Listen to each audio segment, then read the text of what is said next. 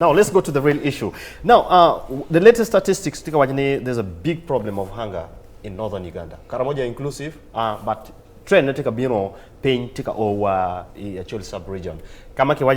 currently, according to the New Vision, hunger has severely impacted the Acholi sub-region, district of Agago, where authorities have recorded 351 cases of malnutrition between January and July, with 45 severe cases of people being admitted, and about 294 people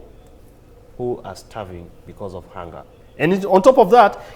according to statistics marketing, about 64,000 households comprising of 85%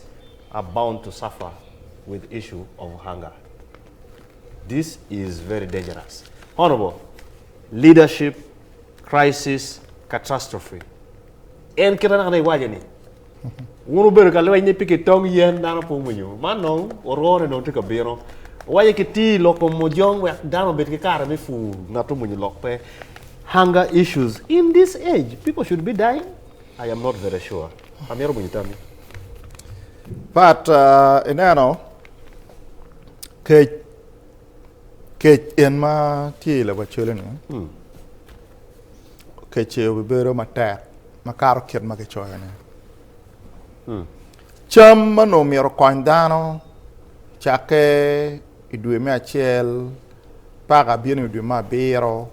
ka due ma boro dandak no cham manyane cham meno kwedo chortumo ko bere cham tika ke kamo kene madano juma tiki doka mu mateno teno ene gi chwala ka dano welo ngomo weko tin gine time kire mo kene cheng matika rieny cho weko cham ma be down danya yene cham be bero para gin mo kene enene lewa dien wati kem dien wa ki targi ti ya duol ma ki gwaka piene karmo jong ma lu ku ma ki bodoro gi biono ki kwalo chi mon gi gwaka pol dien ngo ta ma pelare am ki komane mega ma duota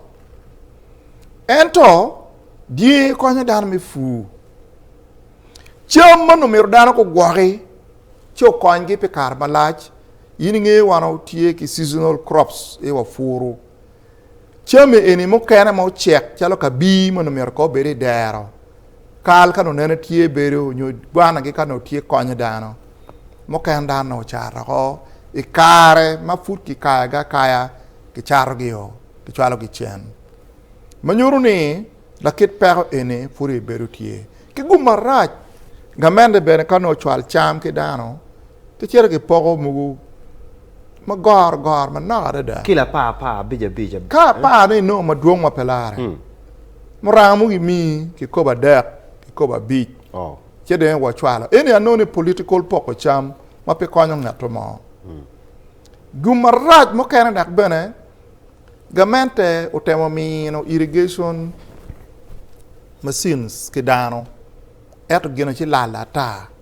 ki chwal ma nok mu ko nya do pe ando wajo ni ngo anda wajo ni petit gi mo be ne ko dano kwije me ci dano po gu roj gano kar bi chwe di ma an kai waje ko wa gameto kelo mege mugu gene bi pior ber para chiet bot dano mugu ma ira mun nongo gi gor ne pere o pet ga ma chek pi yoro u bak la yata mugu a chulian wone mui ba ko be tie kart be beru tie ba de ma bor ene